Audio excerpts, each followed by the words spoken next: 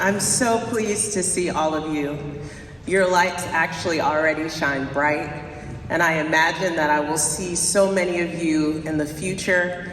I will see you giving press conferences, making policies, perhaps being world leaders in the presidency.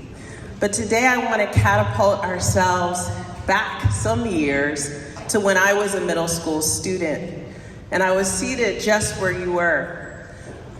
And I think I came to that place when I began to think about international affairs and policy, largely because of my life story.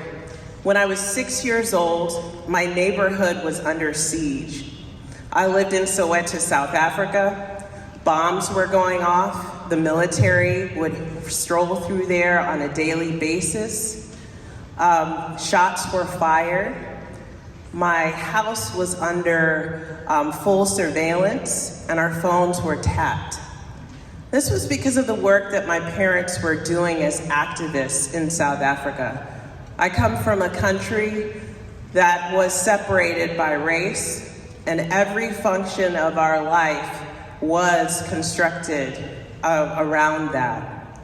So as a Black child, I was given a limited future, one in which I was assumed I would toil and work for very little, with very little rights, with the inability to vote, and to move as a citizen of a place of my forefathers and foremothers. But things got really distressing, and our country was put under a state of emergency. And when that occurred, leaders' children were put on a hit list, and my name surfaced. So my parents thought if there was ever a chance that I could live, that they should get me out of the country. So I fled South Africa at the age of 6 by myself without my parents. I moved to Atlanta. By the time I got to Atlanta, what I didn't know was there was a network of people who were interested in my story, who were watching me, who were hoping that my story might bring a change in this world, that I might actually think about peace, the possibility of peace, the possibility of creating international ties that would support a new kind of world. And so, Mrs. Coretta Scott King became a mentor, inadvertently of mine, as well as did some of the other South African leaders over time. But I think what's important about my story more so is that each of the people that I met at every turn, both informally and formally, I used as a training ground, a classroom, so that I would hear and I would try to recognize wisdom in everyone. And so I will leave you with something that Mrs. King told me when I was a freshman in college at Princeton studying international affairs.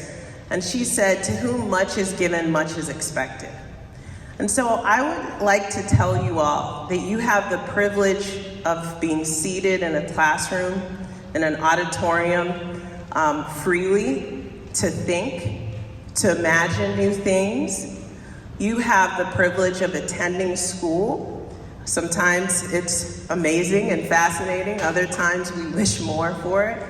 But I charge you that as you enter these spaces, that you recognize that there are other children in the world who don't have that privilege, who aren't seated in classrooms freely, who don't imagine that they can ask questions, that they can debate things, that they can argue things through. So as much as you see yourself as an individual, you carry just a great weight on you that you can do this work, and potentially that all these other children who we can imagine are seated with us today might have the privilege to talk with us, to think things anew, if you are able to stand up as leaders.